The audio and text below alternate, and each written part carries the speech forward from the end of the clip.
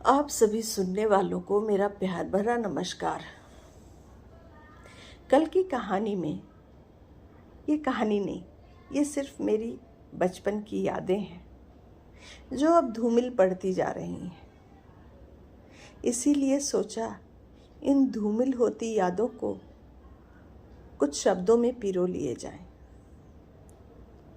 तो एक दिन ऐसा हुआ, गर्मी के बाद बारिश आती, झमाझम बारिश। और हमारे शहर का क्या था, एक तरफ गंगा, दूसरी तरफ पहाड़, बीच में हमारा शहर। बड़ा ही सुंदर शहर था, थोड़ा ऊबड़ खाबड़ लेकिन बहुत सुंदर, हरियाली से भरा हुआ। वहाँ के लोग भी बहुत अच्छे थे। हमारा घर था बागीचे में, बाउंड्री तो थी नहीं, और हमारे घर के पीछे दूर दूर तक फैला हुआ खेत था जहाँ धान के मौसम में धान लगाया जाता था। वो भी बड़ा अद्भुत नज़ारा था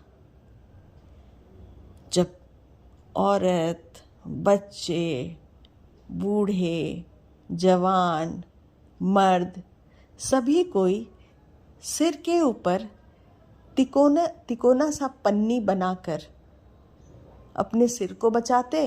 पूरा शरीर भींग रहा होता, सिर्फ उनका सिर नहीं भींगता था। और वो क्या करते, धान रोपते। धान रोपने के साथ गाना गाते। ये गाना बारिश को लेकर होती।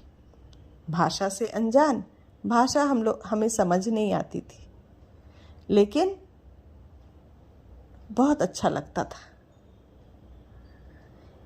इसी एक दिन स्कूल की छुट्टी थी।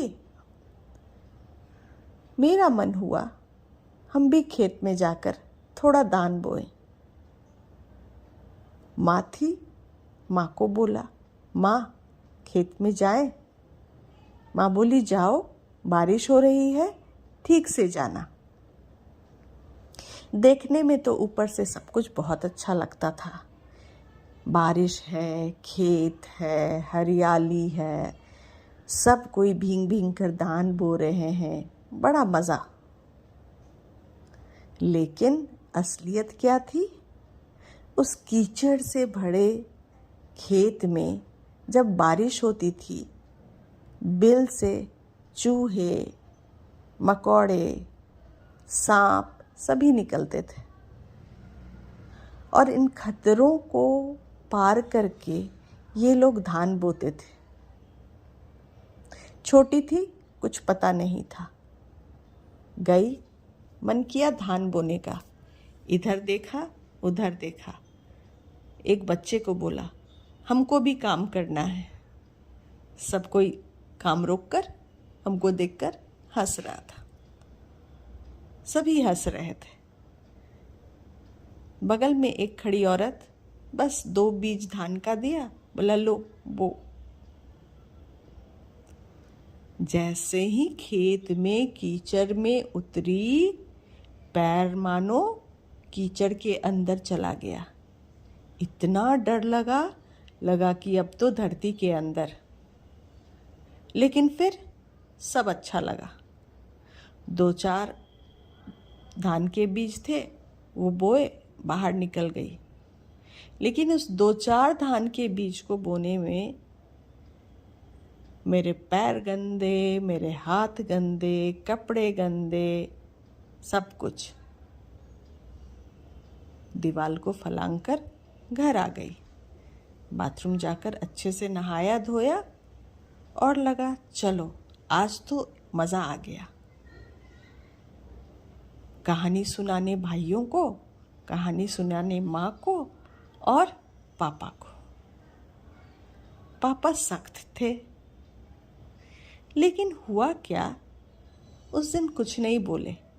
बड़े आश्चर्य की बात, पापा गुस्सा नहीं है। बस कुछ बनाकर, कुछ सच, कुछ झूठ, ताकि सब कोई मेरी बात से आकर्षित हो सके। ठीक है, बस पापा इतना ही बोले, ठीक है, कोई काम नहीं मिलेगा, गाना तो अच्छा गाती ही हो, बस धान बोना अच्छा लगेगा, नौकरी हो जाएगी। लेकिन उस दिन पापा का ये कहना बुरा नहीं लगा, बहुत अच्छा लगा।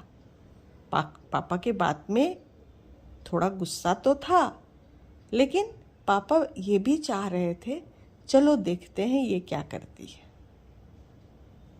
शाम की चाय बनी। मेरे माँ पापा हमेशा चाय शाम में एक साथ बैठकर पिया करते थे। 6 बजे का टाइम हमारे पढ़ाई का होता था। 6 बजे हमें पढ़ने के लिए बैठ जाना था। उस समय छोटे शहर में बिजली वैसे नहीं रहती थी।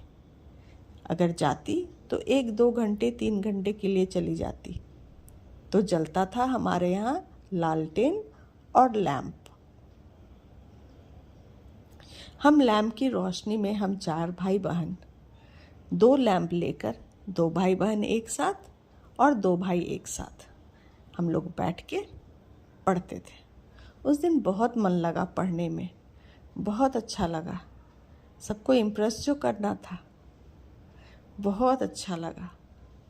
आज जब इस बात पर सोचती हूँ तो बस यही लगता है, यदि बच्चे को अपने मन की करने का थोड़ी सी छूट दी जाए तो वो प्रफुल्लित होकर सारा काम कर लेता है, दबाव में नहीं रहता। उसका मन नए एक्सपीरियंस से भर जाता है, जैसा कि मेरे अंदर हुआ था। और वो बात अभी भी मुझे याद है, कैसे मेरा पैर कीचड़ में जाकर थम गया, कैसे वो जो मिट्टी की जो खुशबू थी और वो जो टच था मिट्टी का, वो अभी भी याद है और अभी भी वही सुख देता है।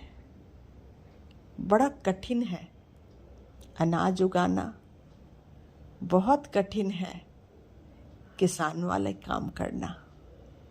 हमारे देश के किसान बड़ी मेहनत करते हैं, तब हम तक वो थाली पहुंचती है।